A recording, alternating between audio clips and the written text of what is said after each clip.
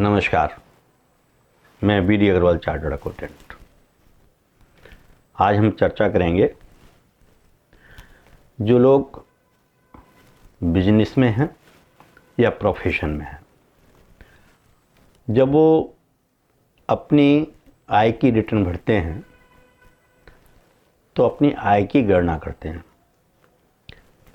आय की गणना करते समय बहुत सारे खर्चे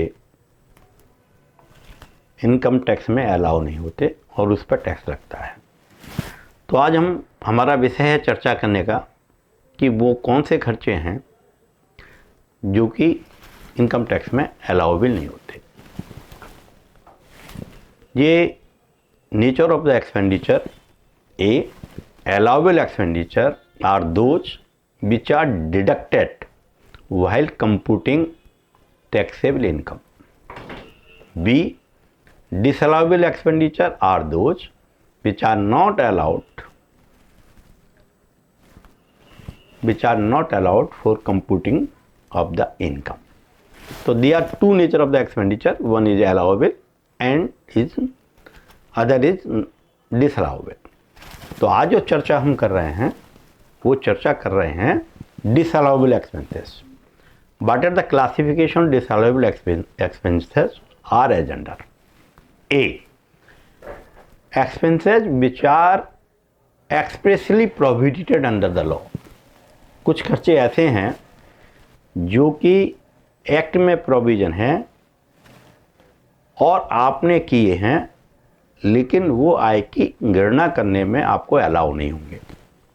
जैसे एक्सप्लेनेशन ऑफ सेक्शन 37(1) ये प्रोवाइड करता है कि वो खर्चे जो किसी ऑफेंस के लिए आप कर रहे हैं, फॉर एग्जांपल आपने कोई काम कराना है और उसके लिए आपने ब्राइबरी दी, रिश्वत दी, तो वो जो रिश्वत वाला खर्चा है वो अलाउ नहीं होगा। तो these are expenses for the offence. दूसरा खर्चा है कि जो खर्चा CSR से रिलेटेड है। CSR का मतलब होता है corporate social responsibility. Company act में ये प्रोविज़न है कि वो कंपनियां जिनकी टर्नओवर स्पेसिफाइड अमाउंट से ज़्यादा है और जिनका प्रॉफिट स्पेसिफाइड अमाउंट से ज़्यादा है, तो उनको अपने 2% प्रॉफिट को सोशल सिक्योरिटी में खर्च करना होता है। कॉर्पोरेट सोशल सिक्योरिटी, उसके लिए एक अलग फंड बनाना होता है और जो खर्चा उसमें से किया जाता है वो खर्चा बिजनेस एक्सपेंडिचर नहीं होता। तो ये स्पेसिफिक प्रोविज़न है। तो पहला प्रोविज़न मैंने बताया, जो आपने पैसा खर्च किया जो कि एक्ट में प्रोविज़न है कि which are not allowed that is relating to any offence. दूसरा, जो CSR से आपने खर्चा किया। तीसरा जो खर्चा है, एक वो खर्चा है कि जो पॉलिटिकल पार्टीज़ हैं उनकी, यदि आप उनको एडवर्टीजमेंट दे रहे हैं, उनकी वेबिनार में एप्लीकेशन दे रहे हैं या ब्रोचर बना रहे हैं, पैम्पलेट बना रहे हैं, बरागे खर्चा कर रहे हैं, तो वो खर्चे अलाउबल नहीं हैं। तो ये कैटेगरी हुई the expenses which are expressly prohibited under the law. ये 3 तरह के खर्चे आपको मुजरा नहीं मिलेंगे। अब कुछ खर्चे ऐसे होते हैं जो अलाउबल हैं, लेकिन वो सर्टेन टर्म्स एंड कंडीशन के साथ हैं। यदि आप ऐसा करोगे तो अलाउ होगा, यदि ऐसा करोगे तो अलाउ नहीं होगा। तो वो कंडीशंस क्या हैं? वो कंडीशंस हैं वो मैं आपको बताता हूँ। जैसे आपके यहाँ बहुत सारे एम्प्लॉय काम करते हैं, उनका ESI और PF का पेमेंट है, आप करते हैं। पहले प्रोविज़न क्या था जो कि डिस्प्यूटेबल था कि यदि आप रिटर्न फाइल तक ही यदि उसका पेमेंट कर देते थे तो आपको खर्चा मुर्जा मिल जाता था, अलाउ हो जाता था। लेकिन सुप्रीम कोर्ट ने ये डिसाइड किया कि उस एक्ट के अंदर, PF एक्ट के अंदर या ESI के एक्ट के अंदर जो डेट दे रखी है उस डेट तक यदि आप पेमेंट नहीं करते हैं वो खर्चा डिसअलाउ हो जाएगा। तो पहले जो जनरली सुप्रीम कोर्ट का जजमेंट था, दूसरा जजमेंट आया जिसके कारण अब कोई भी पेमेंट जो PF ESI का ड्यू डेट के बाद आप पेमेंट करेंगे तो वो आपकी जो टैक्सेबल इनकम है उसमें से डिसअलाउ हो जाएगा। हालांकि ये बहुत हार्ड है, क्योंकि खर्चा तो आपने किया है, लेकिन डिले करने का मतलब ये नहीं हुआ कि आपकी आमदनी में वो जुड़ जाएगा। तो this is subject of the dispute और it required the edit petition before the honourable court to decide it, कि खर्चा असेस ही कर रहा है, ठीक है डिले हो गया, लेकिन वो अलाउ तो होना चाहिए, लेकिन इट इज़ नॉट अलाउेबल। दूसरा जो है सेक्शन 40A(1), एनी पेमेंट और credit without deduction of tax made to the foreign company. यदि आपने किसी फॉरेन कंपनी को कोई पेमेंट किया है, वो रॉयल्टी के अगेंस्ट है, फीस के अगेंस्ट है, या टेक्निकल सर्विसेज के अंडर है, और उस पर टैक्स नहीं काटा, तो ये जो खर्चा है वो 100% डिसअलाउ हो जाएगा। मान लो आपने 10 लाख रुपए का पेमेंट किया है और उस पर टैक्स नहीं काटा, तो 100% डिसअलाउ हो जाएगा। दूसरा है सेक्शन 40A(1)(a), जिसके अंदर जो है non deduction of TDS on the payment made to the resident. जो आप अभी मैंने जो बात की थी वो नॉन रेजिडेंट की बात की, जिसमें आपने पेमेंट नहीं किया, 100% डिसअलाउ हो जाएगा। यदि आपने रेजिडेंट को पेमेंट किया है तो जो खर्चा आपने किया उसका 30% डिसअलाउ हो जाएगा। आपने मान लो कि एक सैलरी दी और सैलरी पे TDS कटना चाहिए था, आपने वो सैलरी पे TDS नहीं काटा, तो जो सैलरी है उसका 30% डिसअलाउ हो जाएगा। तो जब हम अपनी इनकम की गणना करेंगे तो उसमें ये खर्चा डिसअलाउ हो जाएगा। अब ये जो ऊपर की जो डिसअलाउंसेज मैंने बताए आपको,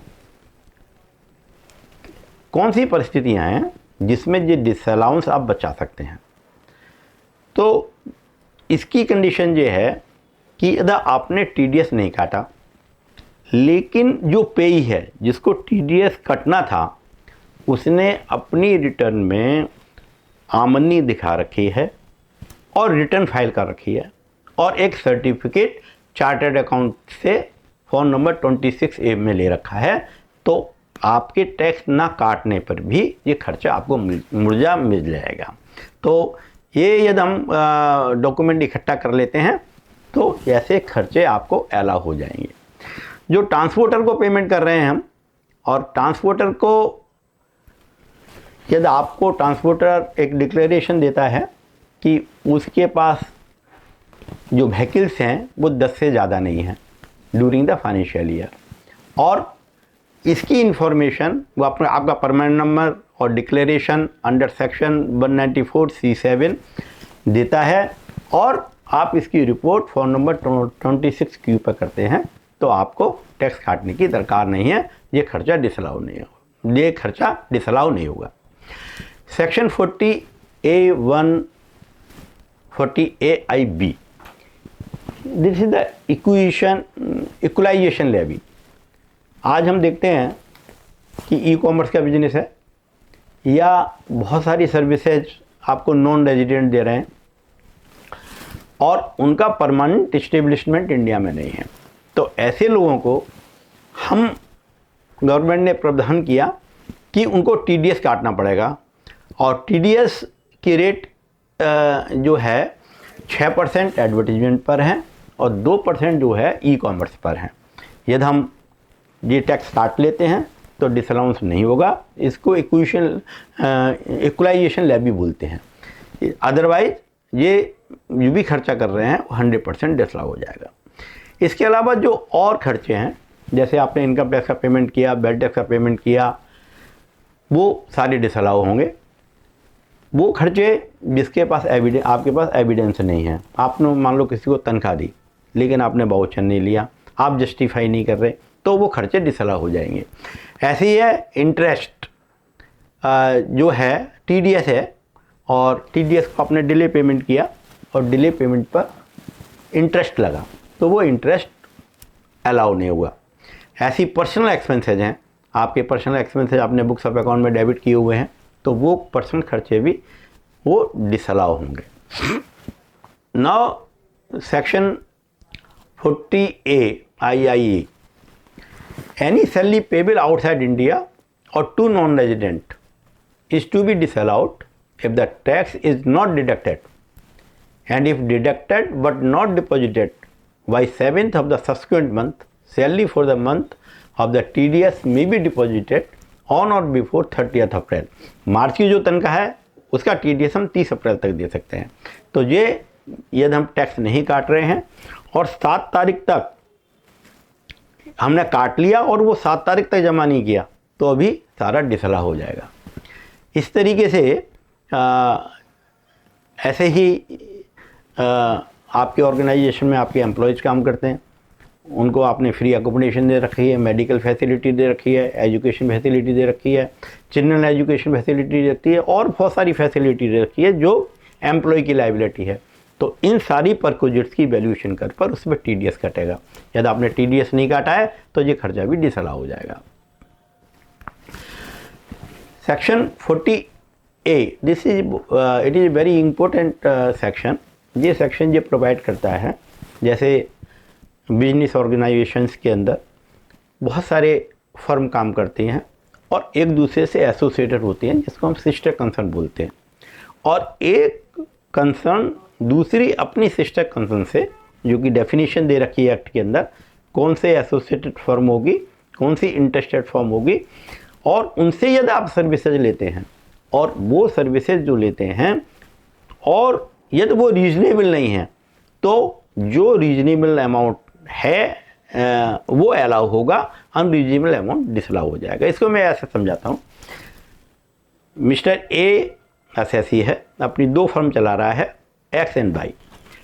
X सर्विसेज ले रहा है Y फर्म से और उसने कुछ माल खरीदा, 100 रुपये किलो का माल लिया और मार्केट में वो माल 80 रुपये में मिल रहा है। इसका मतलब 20 रुपये आपने अपनी एसोसिएट फर्म को दिया, फालतू दिया। तो वो जो 20 रुपये फालतू दिया वो आपको डिसअलाउ हो जाएगा। तो इसका डिटर्मिनेशन असेसिंग ऑफिसर करेंगे। ऐसी सेक्शन 40A(3) के अंदर ये प्रोविज़न है, यदि आप कोई भी खर्चा स्पेसिफाइड मोड के अलावा करते हैं तो वो डिसअलाउ होगा। इसमें से एक ये है जो एक्सपेंडिचर आप कर रहे हैं और वो 10,000 रुपये से ज़्यादा है और एक दिन में एक ही आदमी को, तो वो डिसअलाउ होगा। इन केस ऑफ ट्रांसपोर्ट ये खर्चा 35,000 रुपये है।